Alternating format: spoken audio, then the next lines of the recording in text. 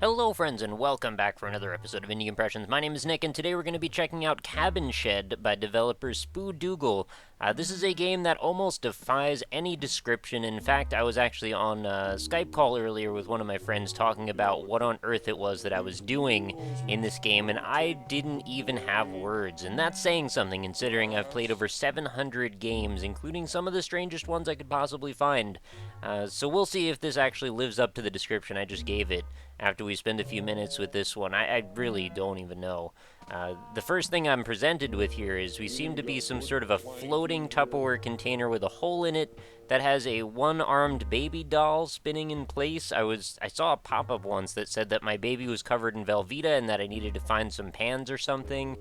And then there's legs, and the legs seem to be attached to the arms, and the arms are attached to the head, which is like the horns. I don't know what anything is here, and we're actually, I don't know, in some sort of little cylindrical room that we're going to find our way out of. Okay, here we go. Now we've entered something else entirely. So we seem to be in a little castle, maybe, and there's some blocks over there that look kind of interesting. Very strange and interesting art style, actually. I do quite like it.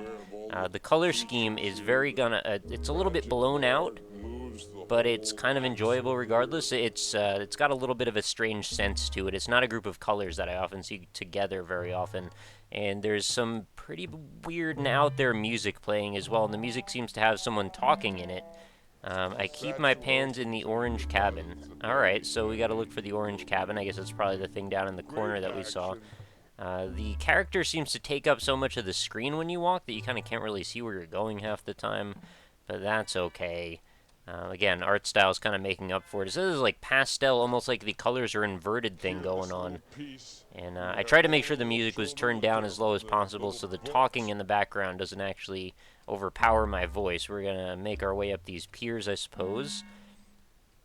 I'm seeing some pipes in the walls that almost look like they're piping like Velveeta cheese directly into the water. Maybe that's exactly what is actually happening. I wouldn't be able to tell you. So hopefully when we get up to the top of this, there's something cool up here. Alright, so there's some pans. I guess this might be the orange cabin that we were looking for after all. I can't tell if this is ground. Oh god! I grabbed the pan and I think I saw a picture of a limousine for a moment. And there may have been a Christmas tree, but I could be wrong. What about this one here? Can I grab this too? No, doesn't look like it. So the whole ground is basically just a filled up, flooded out area. I guess we've taken up residence in a lake of some kind. And there's got to be some weird goodies over here by these gold bricks or something. Again, I really have no clue what's going on. Maybe they're giant butter bricks? Oh, I slid them all around. I didn't realize I could interact with these. What is that? What is that? Is it an octopus wearing suspenders? Is it a monkey? I don't know. I can't see anything. The viewpoint on this game is like really weird. It seems to be riding on a broom, whatever it is, and it looks like maybe it's got some feet pointed to... Oh, wait, maybe we're just looking at the back part of... It looks like a devil wearing some kind of, like, American suspenders and just riding that broomstick straight into a wall. Alright, well, I never would have predicted I'd find that in there. What's this black section on the ground? I guess nothing. Maybe we could talk to this guy over here. What does he have to say? Oh, he has udders, it looks like. The witch keeps all the cheeses near his broom. Oh, so I guess those were the cheeses, then. Were these things that I needed to do something with? Maybe I needed to take the cheeses somewhere. It's very hard to want to manipulate these cheeses, though. I guess I could just kind of, like, push them around for a while. Maybe there is some cheese action that we could take this over to. Another thing, and I've said this 500,000 times in prior episodes, but the mouse cursor doesn't seem to lock in on this. It's a Unity game. It's a browser game, and I'm actually playing it inside of a web page on GameJolt. So that's, you know, a little bit of a problem when you play games that the mouse cursor doesn't lock into that are first person, because whenever you're spinning around, your mouse is swinging around on your monitors, and if you click over to the other monitor by accident, thankfully I don't need to click it all here, but if I did click over to the other monitor, it would probably pause the action, or could cause some distress in various ways. Alright, so I don't know where I'm trying to bring these cheeses, or why I'm trying to hit them into stuff, but they don't seem to want to go anywhere. And now, it looks like maybe... Oh, I thought I was locked in, but I guess there's just an invisible wall there. That's alright. What's going on in this direction? There seems to be a walking club, like the suit on cards, maybe? And what's this over here? Oh, it's a little confused. Oh, I saw it for a second. Oh, God! The cheeses. I think I need to bring the cheeses here. Alright. One of my pans covered my baby in Velveeta. Kick him to remove it. Ah, so I guess I kicked the baby to remove the Velveeta. Is this... What's this? Is this the baby I kicked? Oh, yeah. Alright. I've got to go get the cheese and bring it over. What about this guy, though? Do you do anything? No? You don't even have, like, a face, do you? You're just, like, a cluster of balls. Whoa, look at the moons up there. There's all kinds of moons. It's like a mobile of moons. I am very worried about the physics of this game and how we're going to get all this stuff from this side of the room to the other side. I want to save this child's life with this cheese, and I don't know if I have it in me to be able to pull this off. What's going on here, too? There's, like, some candles that are sparking. You know, it's funny. There's a lot of detail in certain ways, and not a lot of detail at all in other certain ways. What is that? It's creepy. Oh, the way that's moving is freaking me out a little bit. And it's also reminding me a little bit of Katamari Damacy in the sort of simplistic, you know, tiny nature of all these objects that have very, like, low poly models to them, and the fact that we can interact with them in these unexpected ways is kind of cool. I do like games that are very out there, very vague and abstract and surreal and all of that good stuff. So, I mean, you probably knew that if you've watched the channel for any given amount of time. But this definitely does strike me as one of the more strange ones that I've run into. Not even really an attempt. It's almost like Dadaist style. Like, it's trying to find the weirdest stuff it can possibly put together in discordant and confusing and unnecessary ways. And I kind of like that because you just, you know, you get up pairings with different visual and tactile sensations that you may never have experienced otherwise. Now, I've pushed this butter bar into the wall. Or it's cheese, rather, sorry. And doesn't look like I'm going to be able to move it now that I've gotten it along this wall. So maybe this one is just out. Unless I can kind of kick it into a position where... Oh, I've kicked it so far away now. And please, move the character out of the very center of my frame of view, please. I you know, don't mind it being near the center, but just, like, not completely in the center. I need to be able to see. Oh, I got it away from the wall. Okay, that was lucky. I didn't expect that to actually work. So let's kick it this way, and let's hope that it doesn't just go back into the wall again. This may actually take it to where I was trying to take it, which is to the cheese-covered baby over in this corner. There we go. Oh, wait. Yeah, it's asking for the cheese. There's cheese right here. You see it? No, I know. It's right here, though. You don't seem to want to accept this, do you?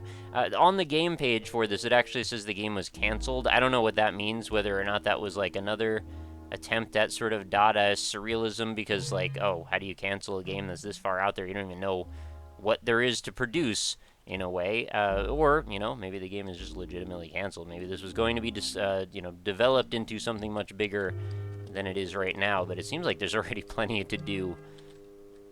It's also reminding me a little bit of Nobi Nobi Boy, which is perhaps a bit of a strange reference to make, but, you know, I think probably anybody that's played it gets where I'm coming from with that. You know, the stretchy game where you know, turn some sort of anthropomorphized piece of taffy into a longer stretching person and then try to wrap up stuff. Oh, what's this? There's some kind of skeleton of... No, I think it's probably just like metal ties for some reason. You know, I know about your baby and how it was covered in Velveeta. I want to solve your problem, but I don't have it in me to figure out how to do such a thing. Maybe I should go back upstairs and see if there's anything upstairs waiting for me that I missed. Probably this boat is the way that I could do that. Oh, did the music end? Did we... I think we may have reached the end of the music loop. Maybe we weren't intended to play this game for this long. Also, the road seems to be see-through. Oh, no, it's starting up again. Why is the road see-through? Why is anything in this game? Also, what is that? Looks like a strange kind of kinked hair, maybe, or an auger. I'm not sure which. Some kind of drill or hair. This guy's still flipping pans. What did you say again? One of the pans... Yeah, I know about your baby. No, you won't leave us alone, though. I need to talk to this person. Can't seem to do that. Alright, well, this might be the way that this ends, because I'm not really sure where else to go or what to do. These glacier items seem to be covered in ice. That's kind of the nature of glaciers, isn't it? Oh, I can't jump off of here. That's why I'm having a problem. I wanted to get down into the water so I could go mess around a little bit more. I was able to get up from there, but now I can't fall down. Oh, no. And now this dialogue box just won't go off the screen. I could sort of see this just melting your brain after a while of looking at it. Like, maybe it's just decided, like, it'll just start to just break more and more as you play it more. Like, you've reached the end. Oh, there it is again, the picture of the limousine. This does let me get down. You gotta get up to get down. Now, how am I gonna get over to the other side again? I want to investigate this ice sculpture formation. What is he saying? Something about the axle. Oh, is this supposed to lift me? It looks like there's a bucket. Maybe I can go in there and maybe the bucket will lift me up. Oh, no, it doesn't work. Doesn't work. Oh, well. Yeah, let's go in here. Oh, God, what is that? There's some sort of forest spirit in here, and it's turned everything red. Maybe I'm supposed to get some butter in there, or some cheese, or whatever it is.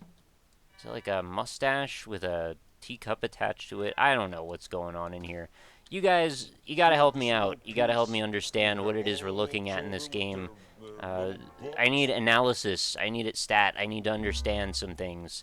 And I think you guys are the right crowd to help me figure it out. What's up with the cheese puzzles? What's up with the dipping mustache and the glacier and the forest spirit who seems to be pissed for some reason?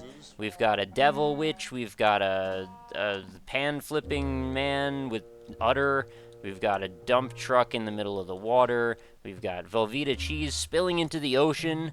All of these things are adding up to equal something that is quite greater than the sum of its parts. I have no idea how to even come to any kind of conclusion in this video, so I think I'm just not even going to try. I think I'm going to go recommend that you go take a quick look at this one, see what you can find. Name again is Cabin Shed, and a link in the description. Let me know in the comments any theories, anything at all, really, that you can come up with. I would be interested to have a discussion on this. I wish this dialogue box would go away, but it's not gonna. So, yeah, check out my other stuff, too, if you're in the description and you are bored. If you want to find out more about me, I've got nearly, or over, actually, 700 other episodes of Indie Impressions over on indie-impressions.com. Link is right in there, as well as my other social media links, like my Twitter and my Facebook. So if you want to follow me over there and find out more about my everyday, day-to-day business, those are the places that you can do so. So with that, I will leave you for another day. Thank you for watching, and thank you for enjoying the video. If you did, please consider leaving some support in the form of a like. If not, no harm done. You can always try again tomorrow. There's plenty more opportunities. So I hope you have a fantastic night, and I hope I'll see you again then. So I'll talk to you later, everybody.